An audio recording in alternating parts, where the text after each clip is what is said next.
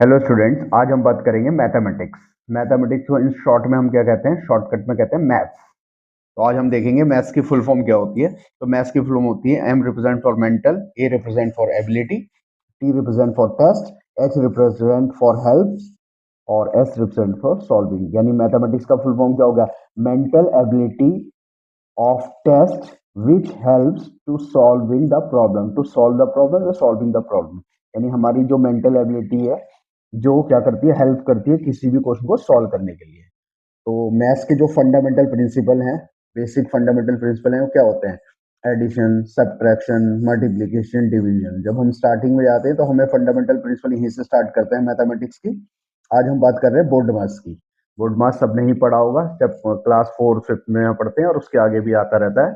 तो B represent for brackets. Bracket हमारे पास तीन तरह के होते हैं।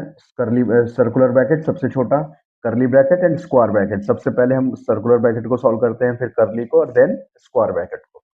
वो रिप्रेजेंट करता है ऑर्डर। ऑर्डर मीन्स होता है अगर कोई एक्सपोनेंट या कोई पावर है तो सबसे पहले उसे सॉल्व करेंगे, या फिर कोई स्क्वायर रूट लिखा हुआ है तो सबसे पहले हम उसे सॉल्व करेंगे, स्क्वायर रूट। डी फिर represent for division, M represent for multiplication, A represent for addition and S represent for subtraction. तो देखेंगे example. Suppose 9 divide bracket of on 8 + 5 - 10 bracket close multiply by 2। तो सबसे पहले ब्रैकेट आ रहा है तो हमें ब्रैकेट को सॉल्व करना है, चाहे ब्रैकेट के अंदर कोई भी साइन हो। पहले हमने प्लस करा, 8 + 5 13, 13 में से हमने 10 माइनस करा 3। अब डिवाइड और मल्टीप्लाई का साइन है तो सबसे पहले हम डिवाइड करेंगे। 3 को हमने 9 से डिवाइड करा 3, देन मल्टीप्लाई टू 6। तो ये हमारा आंसर आ गया 6। तो मैथमेटिक्स में बोर्ड मास का बहुत इंपॉर्टेंट रोल है।